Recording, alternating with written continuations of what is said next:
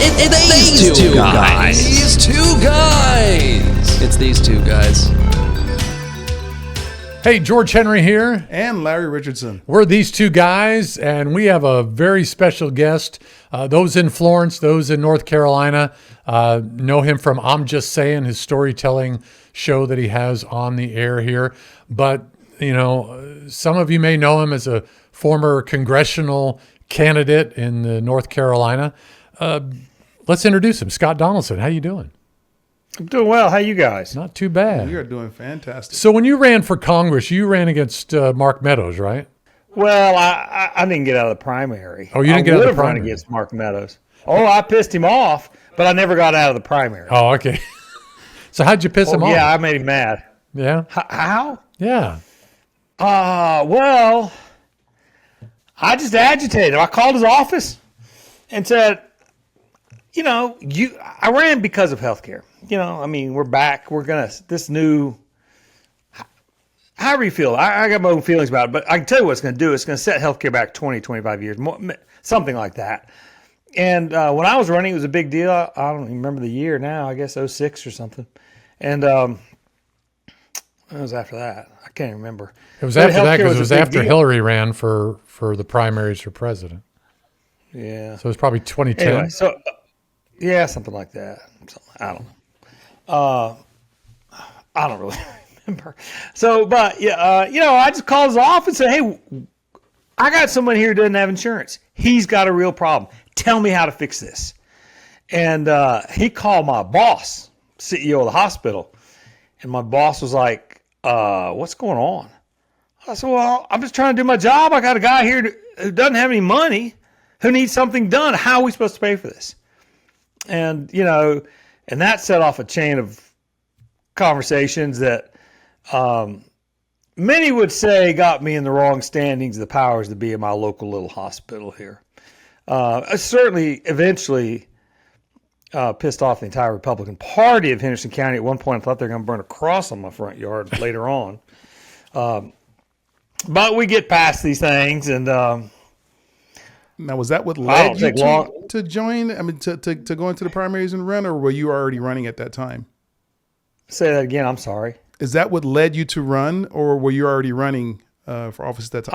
I was running, and healthcare was just an issue. You know, I mean, it's a real struggle when you run into people with no money. We're going to start seeing it again. I mean, well, we're already seeing these insurance companies decline or not pay for things they used to pay for. They're just not paying for it. And that's not the insurance company. It's really your employer, you know, who says, "Oh, I want the cheapest one I can get." Say, well, you know, childbearing age, in my world now, vasectomies, you'll save yourself some money if we just don't pay for vasectomies. So they carved that out. I just don't see how you can look at penises all day long, though. Well, I look at you a lot. Ooh, touche. Oh, my goodness. I told you he was going to be like that. Oh, yeah. I told you he was going to be like that. Don't mess with me, man. Yeah. There's not a penis joke I haven't heard. I'm sure not. No. Probably People when you call me haven't and told. say, "Oh, have you heard this?" I think, I heard that a long time ago. Yeah. So how's that portion of your business going now?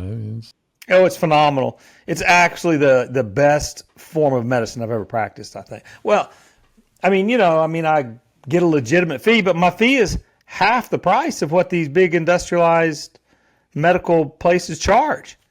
And, you know, I talk to them, I invite them in, I give them a shot of whiskey, let the wives in the room, wife cuts the tube if she's into it. If she's not, she doesn't have to do anything.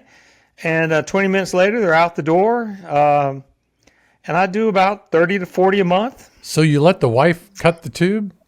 If she wants to. Wow. That is awesome. That's control right there, man. Let me tell you. Oh, and I've got a little handheld cautery. I'll let some of them use the cautery. Oh, man. That'll freak out a man. You do record that just in case if, you know, you have to report on court or go to court or end up in some type of case later on, right? And the scissors slip really and it goes a little deeper than it's supposed to. I did have this woman. This is no lie. So you ask them the tube is up as a little, you know, I don't know, a little hook, you know, like it's pulled up like a spaghetti noodle. And you say, put the knife under and cut up. And she put the knife on top and cut down. Oh, yeah. And it hit this little vessel. And all of a sudden you see this blood go, it hit this little artery. And that woman looked up at me scared to death. Now, I've gotten in that same little thing before, and I know how to handle it. But in that moment, oh, yeah, she was set back a bit. Yeah. Did you make her feel her pain? Did you rub it in? Don't worry, I got this. Well, let me tell you. When they come in, when the women are there, I'll tell them all. This is a sausage club in here today. This is about these fellas. We will allow you to talk, but it's really about the guys here. So I don't want to hear anything about the pain of pushing out that baby, because most of the time those women come back for more. Yeah. That's what I said. I just heard that joke the other day. The lady asked the guy, says, what do you think is worse pain, having a child or getting kicked in the nuts? And he said, getting kicked in the nuts. He said, why do you say that? Because you never see a guy come back asking for more. Yeah. They don't come back for more than once. No, that is a new joke. I hadn't heard that one, but yeah, that's right. They don't come back again. One of the reasons why I wanted to bring you on is because you are a phenomenal storyteller. And over the years, your practice has led you to, and especially when it came to veterans, I feel like a lot of your stories are veteran oriented. Talk about when you first realized that was going to be something that you could turn around and help other people with those stories. Because really the feedback from here is people go, man, that's amazing, those stories that he tells. His name was Henry Fonda. And I'm not going to say that not the real, not the actor. He's a real Henry Fonda, but he's not the one you've seen on TV. Right.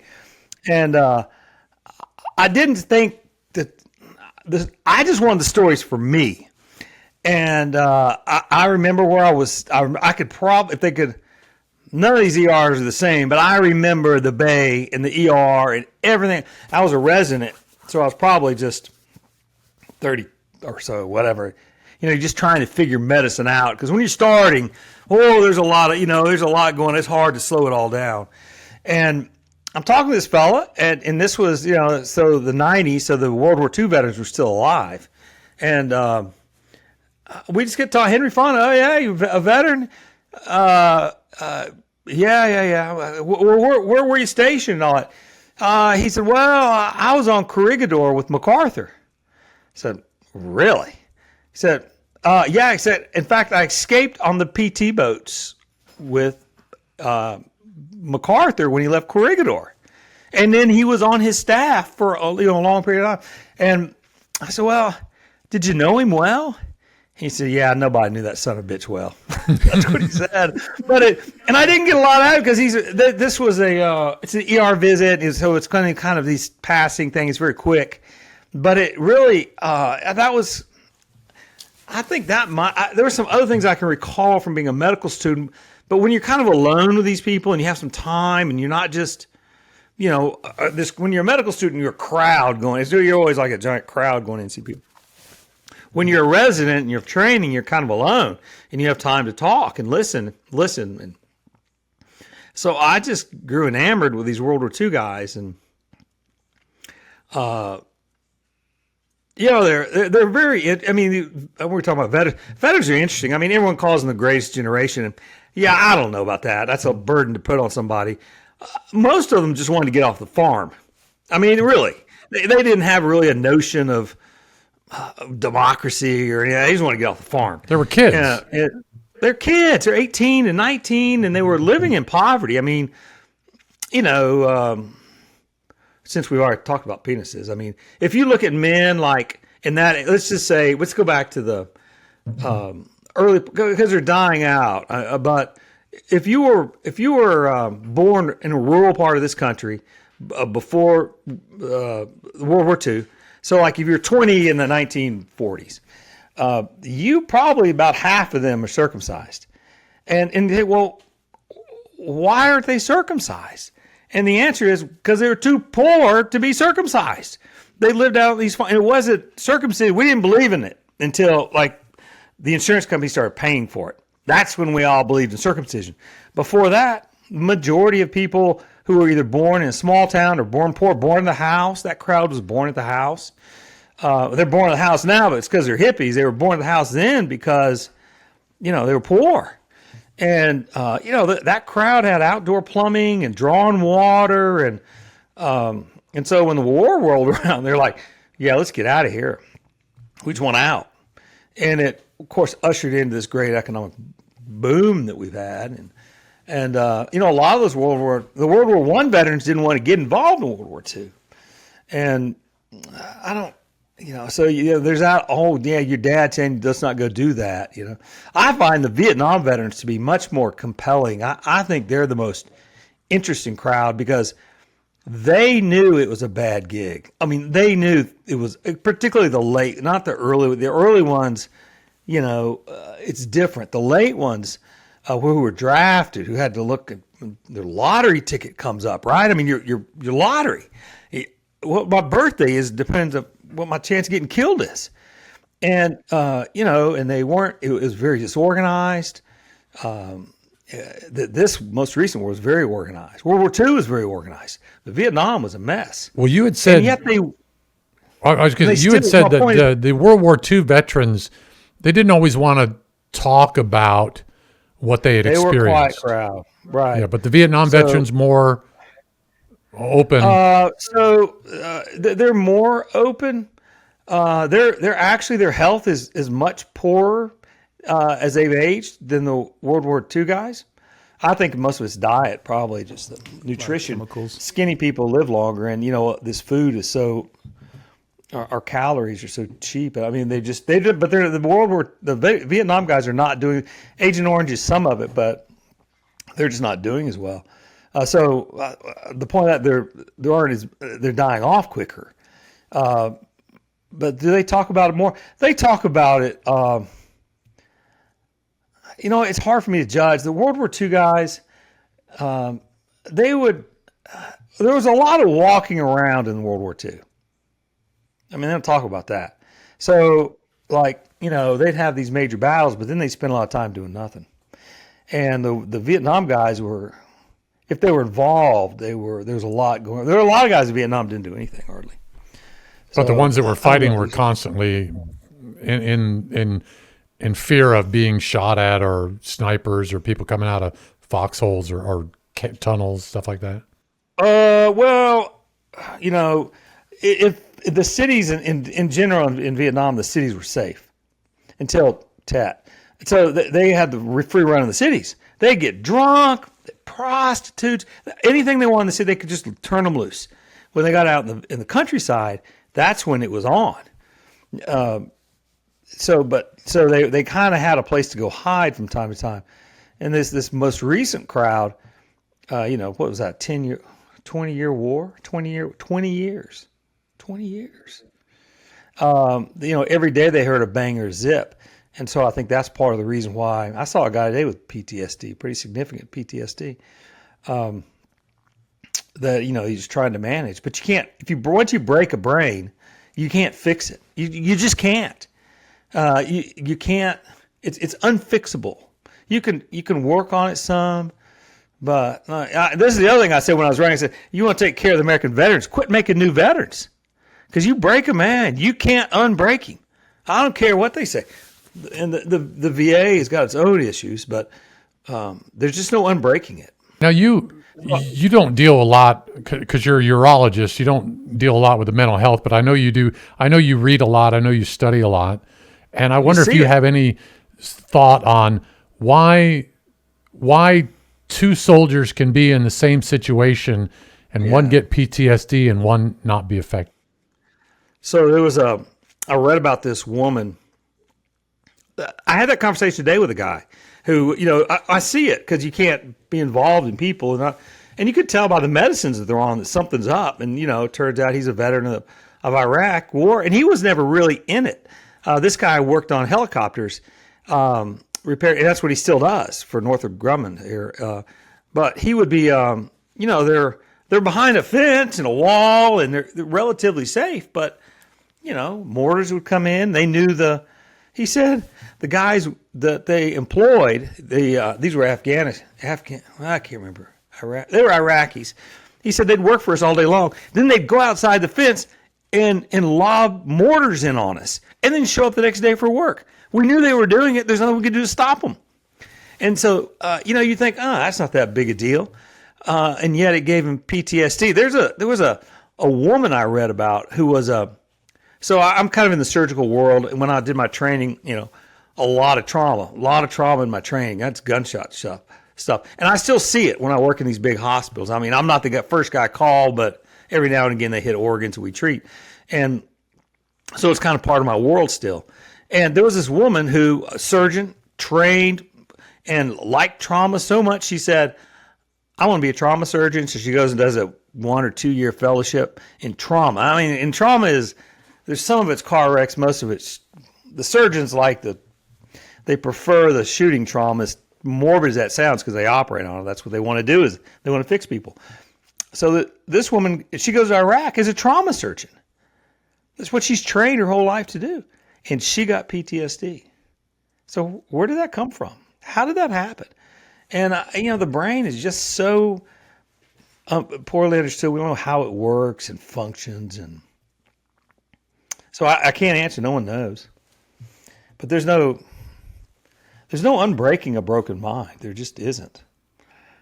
Yeah, I grew up in some pretty bad neighborhoods and witnessed a lot of things, and I'm kind of surprised that I'm not, shell shocked or just a little bit more traumatized. But we all have a form of PTSD. Yeah. So if we were to talk about a story, and a story comes to you, and all of a sudden you feel something in your stomach, maybe your heart rates, maybe you feel your arms rise up on your hair rise up on your arms, or you get a chill.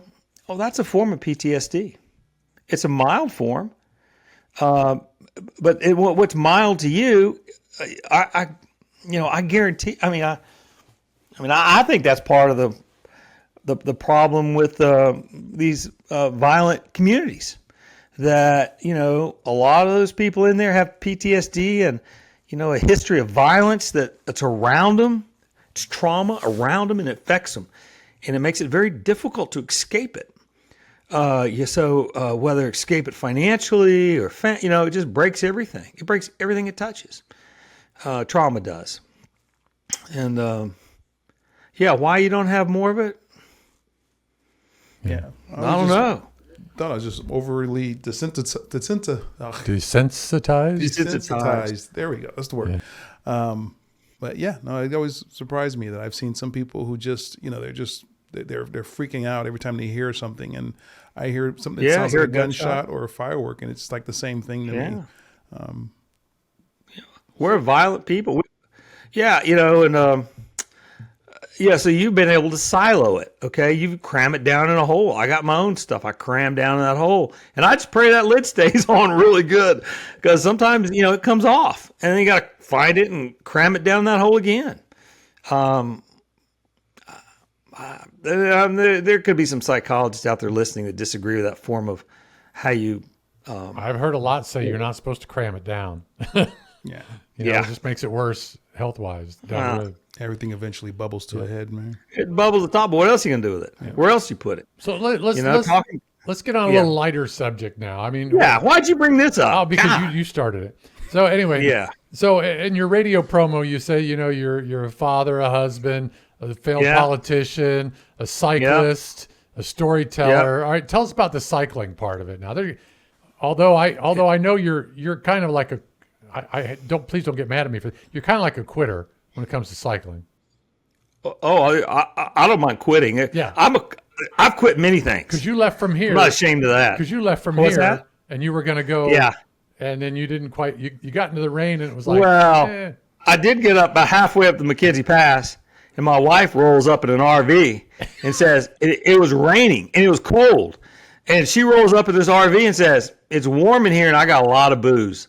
So I crawled up in that RV. Now I did ride up the top of Crater Lake. That was a pretty good haul. Yeah. That was a beautiful ride. Down from that, I started down where that lower lake is and rode up to the top of that. That was a wonderful ride. Did you ride back down too? Nah, the uphill is the fun. The uphill is a challenging part. You almost said fun part. Well, it is. It's more fun. I mean, mountain biking downhill is the fun part. Right. The grind is getting up. But road biking, once you're at the top, you're like, I know I can go down. Now, mountain biking, everything's in question. You fall asleep on a mountain. I mean, you could quit paying attention on a mountain bike, you'll be on the ground. Yeah. So you're always kind of on. But yeah, I love mountain bike. In fact. So do you have your own YouTube? I was just in Durango. I mountain biked in Durango. I was just out there. You have your own YouTube channel? Sort of. Well, how do people find it? Because I know you've had some like the Vasectomy King, Yeah, those are fun. spots on there, and you've done some other videos too. As far as Yeah, I have. I have. Your focus seems to be all over the place. What? You ought to be inside his brain. It's a busy place, man. I bet it is. Yeah, I do. The problem, the editing is so hard. Yeah. I mean, editing's hard. Takes If practice. you can't do it well, you got to pay for it. What's that? It just takes a lot of practice. It takes a lot of practice. Well, one of your old producers for your show does video editing. Yeah, but he's not any good. I've seen his work. He needs practice. He needs practice, yeah. So He needs practice. I thought about doing. I mean, I don't know. This is all over the place. I don't know what your podcast is about. It's about everything. Yeah. Well, this guy Kennedy is about to get us all killed, and I've thought about doing some podcasts. What do you mean killed? He's taking dyes out of our food. How's that going to kill us? Yeah. DYE. Yeah. Well, let me tell you. There's only been 2 really great medical breakthroughs, and everything else is bullshit. All this preventative stuff is bullshit. All this cancer screening is bullshit compared to the two things. The one thing was this guy, I can't remember his name. What were the two? He said, the first one is, he said, let's quit drinking out of the shitter. Okay. Cholera was decimating London. And there was they used to just shit everywhere. And there was this water, they were drinking out of this water thing. And he took the pump off the well. He took the handle off the pump and he hung it in a bar. It's still hanging in that bar now. And that stopped the cholera epidemic. And that's when they first said, oh, maybe we ought to not drink where we're shitting. Number one. The second one was realizing that milkmaids, this is back in the 1700s, milkmaids would get something called cowpox. Cowpox would, when they got cowpox, they would be prevented or they would be resistant to getting smallpox. So it was the beginning of understanding of immunizations. And eventually that led to taking these little blisters they would get on their arm, wherever, from the cowpox. They'd give it to people who hadn't had smallpox, and it would prevent those people from getting smallpox. And, that's the scientific method. And eventually they would take the smallpox blisters and use those to immunize people. And that was the beginning of immunizations. And those 2 things are why we live to be 60 and 70 years old. It's not the rest of this stuff. It's that. And they're trying to undo these immunizations. And that's that's like, and what they're going to do, this crowd, is they'll cut it off the Medicaid. They'll make, quit paying for it on the Medicaid side. So they're attacking the poorest among us. And because the rich people are going to get it. The rich people will get the immunizations. It's the poor people who won't. And that's a problem. And there's just a lack of understanding the scientific method. It's not perfect. It's not bridge building. Well, and that goes back to the old adage of the survival of the fittest. Yeah, we're gonna put Darwin back in business. Yeah, I mean, that's what they want. So it's but when Darwin was purely in business, there weren't really rich people. Now we got rich people who will take Darwin out of the equation, right? And so everyone else is going to be on the survival of the fittest. Side, yeah. So one of the things you said I should ask you about your snake bite. Yeah. Where'd you get bit by? I got bit by a damn snake. I was going fishing, and I mean, Oregon has rivers. I mean, those rivers are. What's the name of that river that comes through your fair city? What's that? Yes. Oh, that's a river. The Willamette, McKinney. We got creeks and all that stuff. So I was fishing, and we have small fish. We don't have many of them. I was walking down this trail, minding my own business. We got bushes are everywhere, and I was eating blackberries, and the vines were all grabbing at me, and I thought it was a vine on my foot. And I looked down, there's 2 little fang holes. That big old bastard, he was huge. I didn't step on him, but I stepped right next to him, and he bit me. Oh, that gets me to the ER. It's copperhead, and copperheads are the most common snake bite. So if you take all of the snake bites, copperheads are more common than all of the snake bites combined. But I didn't know that until I got back to that emergency room. They took me in the back, and, I just got the bill. Well, I knew I didn't want them to give me that antivenom. You know how much antivenom costs? Do you have any idea? No idea. $150,000. What? It depends how many vials they give you. But you're going to spend $150 to $200. Now, I got insurance. Well, if I didn't have insurance, I wouldn't have paid it. So Wait, that's even for copperhead, which is the most common? I mean, you would think that would be the cheapest. Well, you don't. Okay, so you don't always get antivenom. They watch you. Now, if you got a rattlesnake bite on your hand or something like that, you're going to get antivenom for that. But copperheads, they just watch you. And so they watched me, and they took some blood work they shouldn't have taken. They were looking at, like, is he having an inflammatory, is your body inflamed against this? My pulse was 60, it wasn't hurting, and they did $500 worth of blood work, which didn't need to be done. And that whole bill to me was $2,000. Jeez. And they were supposed to watch me for 8 hours. I was like, nothing's happening here. I'll call you if it ggets worse. So I got out early. But $2,000, I mean, it's ridiculous. For a snake bite. For a copperhead snake bite. Had I known, I'd just gone home, taken Tylenol, and watched it. And if it got worse, I'd go to the emergency room. But Tylenol cure everything. Most There's things. some Windex on it. Too much of it will kill you. Yep. So another thing, since you're there in Hendersonville, one of the big things like last year that we were all watching was Hurricane Helene.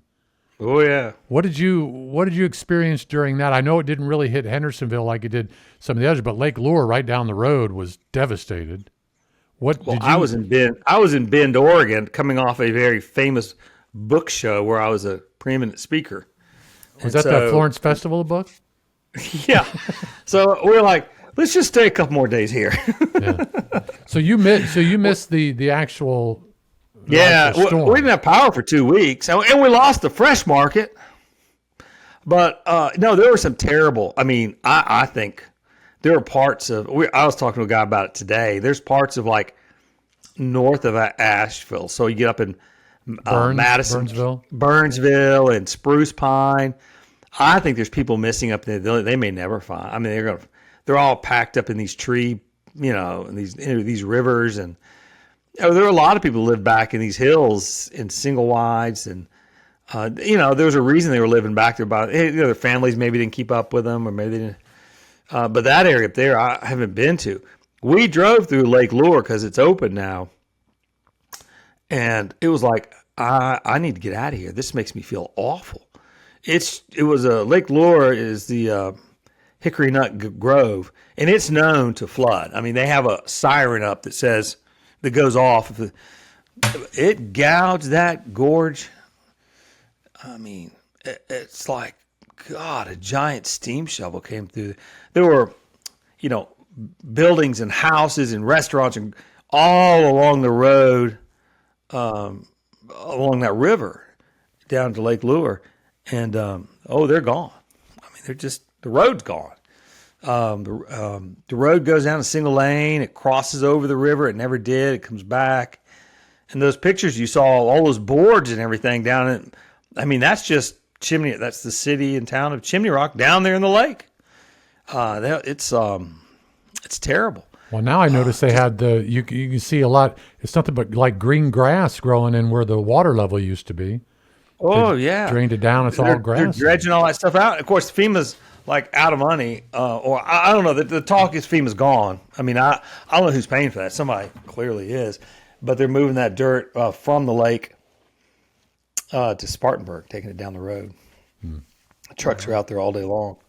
I don't know how long it's going to take them, and it's catastrophic. There are areas like that, too much water in too narrow of an area. There was in Henderson County here, there was one of these little community of kind of lived on the hill there, little gorge heading down on that escarpment going down that way.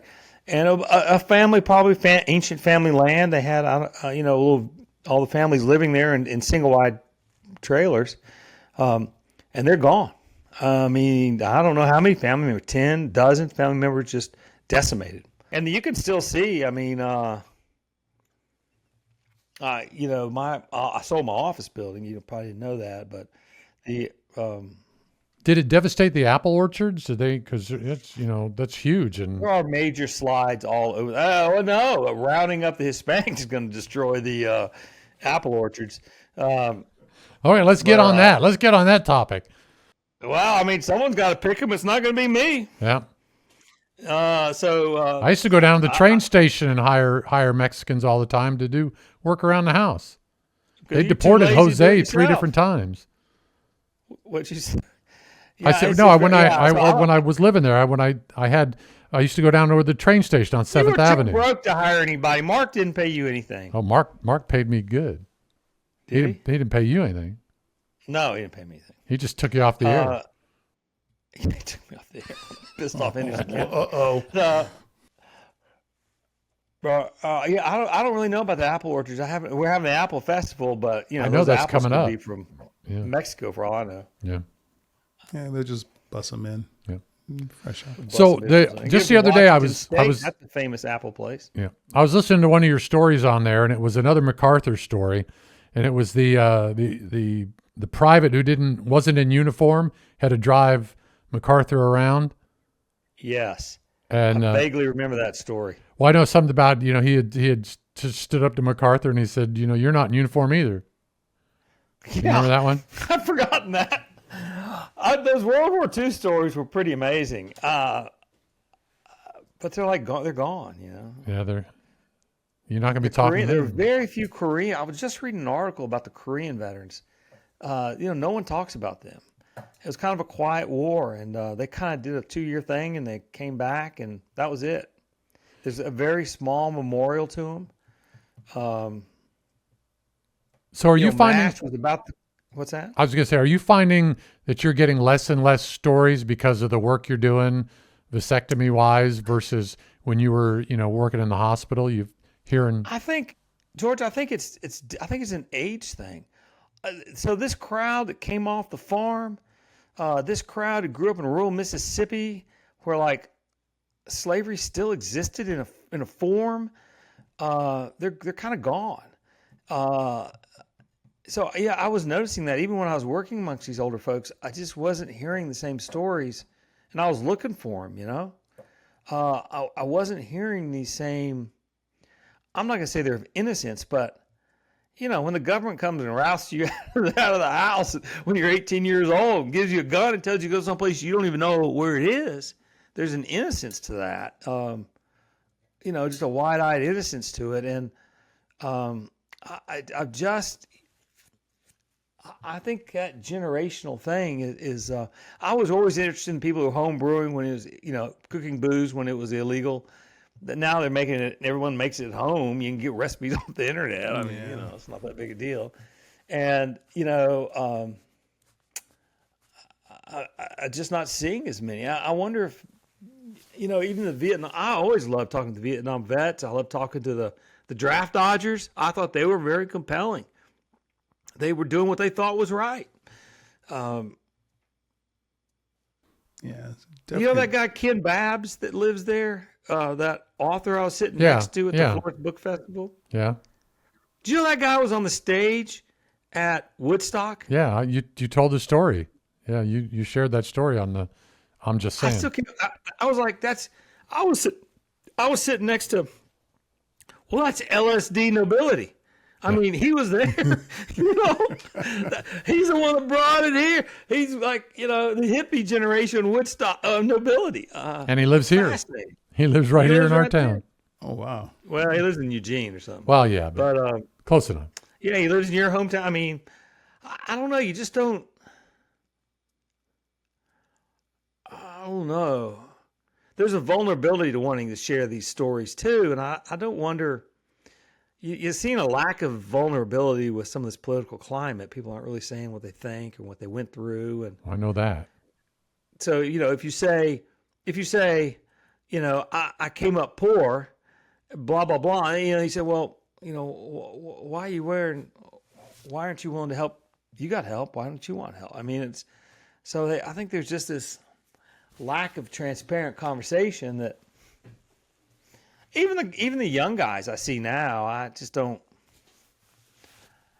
Yeah, a lot of people keep to themselves. The Vietnam veterans, like I was reading this account of this guy, and he gets injured and he gets sent to this place to get better, and he gets better and he wants to get back to his unit. Well, there was no direct route back to his unit. So he hitched like 3 different rides on helicopters. Said, where are you going? Well, we're going here. Well, I'll go there and I'll catch a helicopter there. And he actually stole someone's jacket to impersonate an officer, to allow him to get on this air, to all this stuff to get back to his group.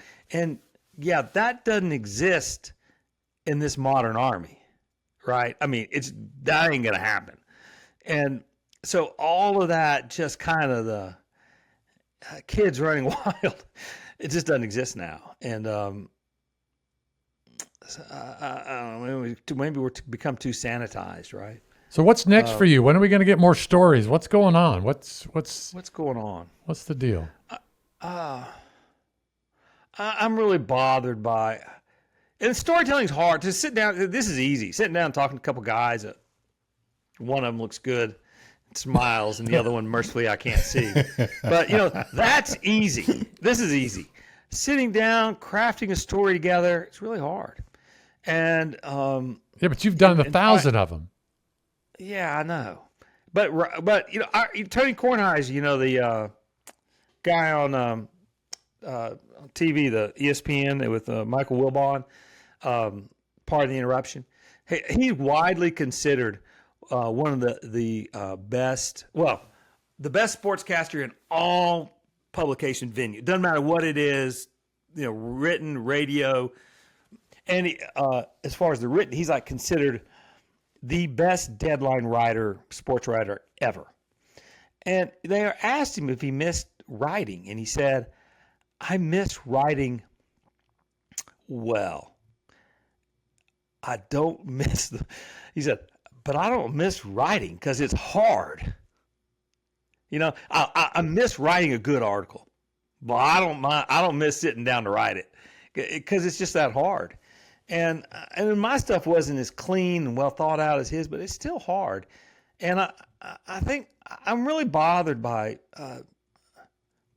forget this president and all that. I'm really bothered by Kennedy and what's happening with the CDC and the NIH because, that's my family. I mean, I look to them. I look things up, and NIH sponsored this, and so I am kind of thinking about doing a video kind of commentary because everyone likes this.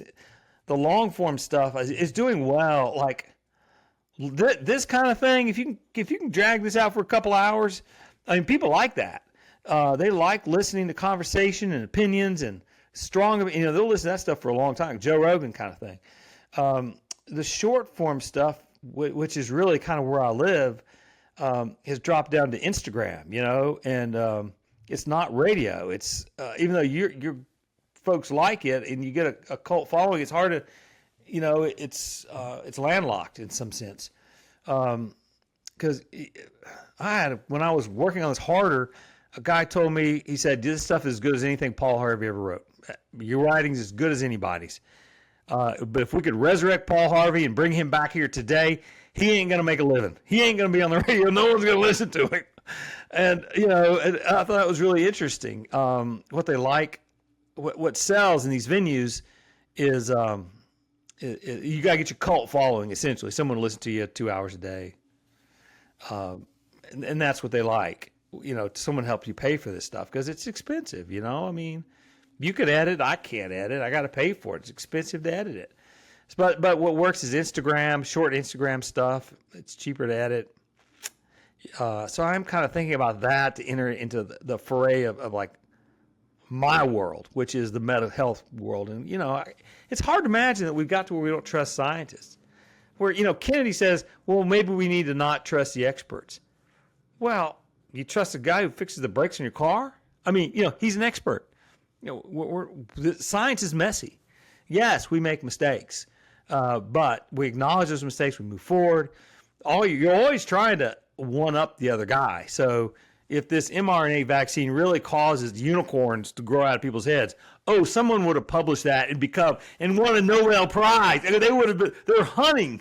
They're looking to discredit each other. That's the nature of science.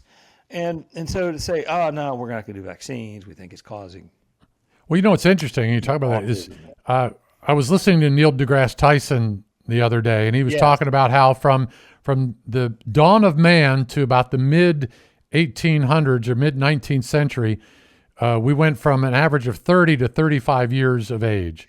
That's when they pulled the pump off the shitter. Yeah. That's when they pulled the pump off the well. Right. But since then, we've gone to 65, 75, 85, some to 100, and he says science matters.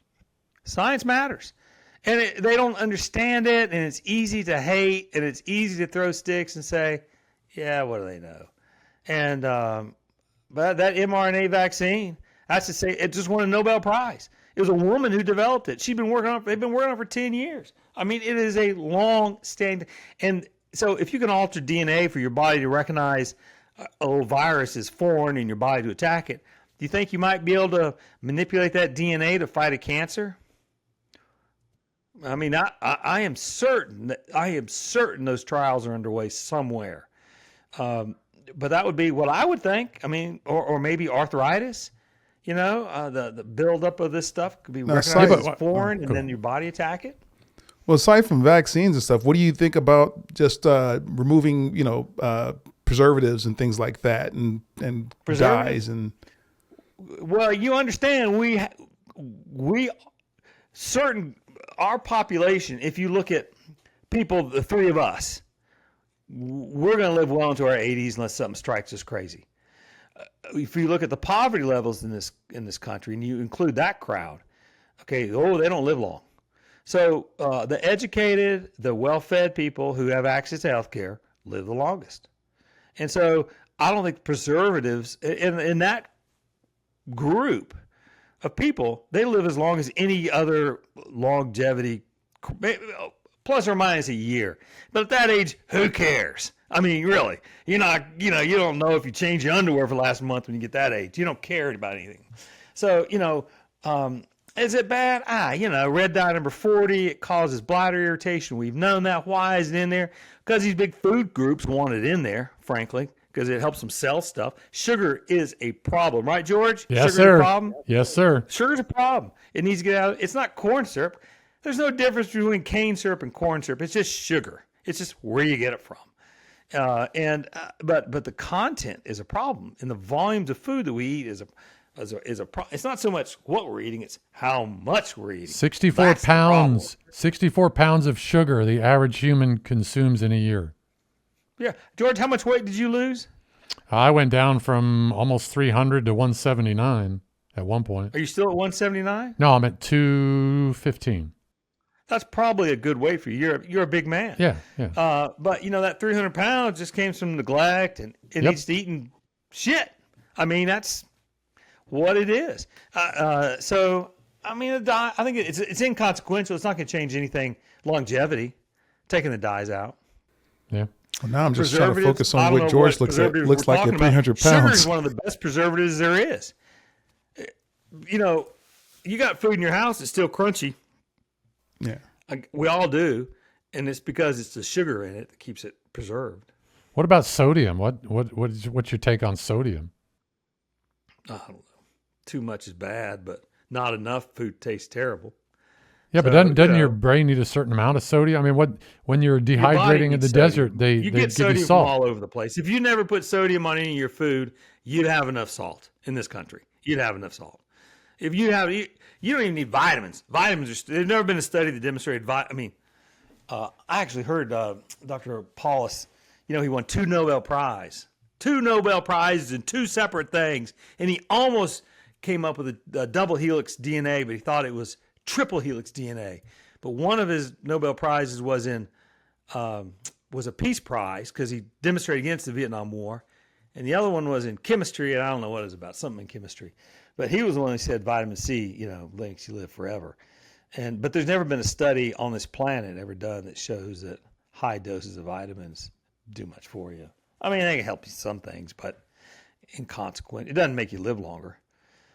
Doesn't make you. So in this country, you know, if you eat a balanced diet, you get all the vitamins you need.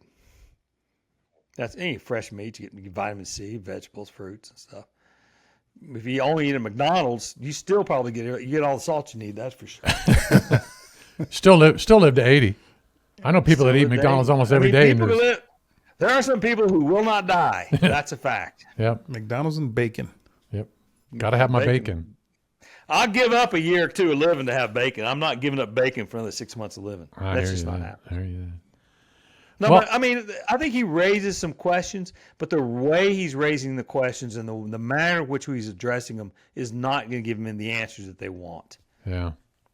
I wondered about. Can't even read these articles. I wondered about RFK as a choice because, I mean, and I'm not saying anything pro or against Donald Trump. I'm just saying that it seems like there's a lot of people that have been put in position that don't really have the experience for what they're doing. No. Yeah, he just took his shirt off to the punch. I think, you know what? I'll tell you, part of it is this nanny state that people don't like. So, we got all these ivory tower people telling us what to do. And there's a lot of people like, I don't want you telling me what to do. So if you go to your doctor today, if you go to one of these big industrialized medicine things like, I guess it's Eugene medicine, whatever it is over there, they're going to ask you, do you have you ever missed a meal? Do you wear your seatbelt? Do you have a gun in the house? All these things. And people are like, what is that all about? That's not your business. Right. And yet, they were there, and that's just one aspect of their, and I think they're just do-gooders. They want to get in your life. They want to make your life better. And a lot of people are saying, just leave me alone. and so cramming that down their throat, I think is part of the problem, why there's such a pushback. But, they've hired a bunch of people who are absolutely unqualified to do what they're doing. I mean, these people leaving the CDC, I'm kind of in the know, like that's my business. And these are amazing people, very good at what they do. And for them to leave tells me there's tremendous pressure to lie. These people just don't lie. Because medicine, you can't lie. It'll find you out. Yeah. It'll find you out. It might be too late. Might be too late when it finds you out. But we're going, during you that gave him the autopsy. wrong antibiotic. Well, how do you know? He's dead. No, we know. We know what you gave him. He's dead. So, there is no hiding. There's no hiding in my world. They'll find you out eventually. Scott, I want to thank you. Yep, thank you guys. I'd like to get next time. I want to get in on grief next time. What? I want to do grief next time. No, I know you don't want to do that. Yeah, I know. Grief's powerful. Yep. Whew. So, all right, boys, what y'all up to? This after a hard day laboring? Yeah, we both labored all day long. I've been up since 3 o'clock. I don't know what time. Turn the computer on, and walk away. What's that? Go shake. You just turn the computer on, walk away, and go shake people down for money. Well, I try that. Yeah. What's wrong with that? I didn't win the lottery. The problem. I bought a lottery ticket that way. I said, look, lady, I only want winning tickets because don't make me come back here again and buy another ticket. Give me the winning one and you'll never have to see me again. Well, yeah, it's say if I get the winning ticket, you'll never see me again. I'll be gone. Yeah, I'm with you on that. Yep. I mean, it's hard to walk away from $1 billion. At least a chance at $1 billion. Someone's going to lose. Someone's going to win. Someone will. Yeah. Hey, thanks again. Appreciate you doing this. Hey, thank you guys. Pleasure meeting. Just make sure you don't turn your camera off until it says it's uploaded. Okay. Because it should say on there 99% uploaded. Well, there you go. All right. Well, take care and say hi to the fam. You too. You too. Right. Like I said, pleasure meeting you. Peace. Peace. Well, Larry, that was fun. That was very interesting. Very interesting character. Yeah, and I'm glad he didn't get more into his political stuff. He said a few things in there, but he could have gotten. It might have been a little fun to hear. It would have been fun. I think it would have been a little fun to hear him rant. He's hilarious, as you can see with the penis joke. Yeah, probably worked both of those in together. The penis jokes and politics would have been a lot of dickheads, I'm sure. Would have. But anyway, so Dr. Scott Donaldson, he's he's done thousands of short stories, 2 to 3 minute stories. He's got a lot of them online. SoundCloud. If you type in SoundCloud, I'm just saying, his stories will come up and you can hear them all. They're 99% of them are fabulous. 1% suck, but he'll tell you that himself too. It's not like he interviewed or talked to a lot of veterans and Yes. things about war. And those stories are great. Yes. I remember talking to a guy, Herb Martin was his name. I was a security guard. And that guy used to tell me World War II stories all the time. And every day he had a different story. And it was you just captivated me and I just sit there and just listen to it, Well, see, a lot of his stories are told you anonymously without giving the name out. Mm-hmm. And he's told me before, because where he lives, he says, I could tell you this guy's name and you know exactly who he is. Mm-hmm. I mean, he's that popular. I said, but I can't tell you who he is. But this is the story he told me. And then you go on and tell the story. And it's just amazing, some of the things that you can hear from that. So, hey, thanks for doing this midweek. No, this is awesome. Anytime. Yeah. That's what we're here for. Where'd you get your shirt? This shirt here, barely. Let me see if I can get up here a little bit. Here, we move the microphone out of the way here. That would definitely help. There you go. All right, guys, check this out. These Two Guys merch is available at the merch store, so check it out. We got hoodies, got shirts, got hats, got mugs. All available for you. It helps us You can get out mugged too if you want. Yeah. We know exactly. Well, what did I say? No, you can't go to DC anymore for that because apparently it's supposed to be. Yeah, it's supposed to be safe now. Safe. So anyway, our website is up and going. I checked it out today, and you go to These2guys.com. Larry's bio's up there. My bio's up there. Information about all our episodes are up there. All of them can be listed there. It'll take you to whatever your favorite platform is, whether it's Amazon, whether it's YouTube, whether it's Apple, whether it is Spotify. All those are available to you. So if those are your favorite, you can check us out on that. And remember, when you do check us out those spots, subscribe, comment, like. If there's notification bells, follow. All that stuff helps us out a little bit. Give us some comments. Let us know what you think, what you'd like to hear. Absolutely. And we can also be contacted via the website too as well. Our emails should be posted up there. Yeah, mine is George@These2guys.com. And guess what his is? I'll give you one guess. Don't tell him anyway. Yeah, I'll tell you anyway. It's Larry at These2guys.com. Yeah, and it's the numeral 2, not TWO. So it's These Two Guys. All right. Hey, thanks for tuning in. And again, like and subscribe. See you later. It's these two guys. These two guys. It's these two guys.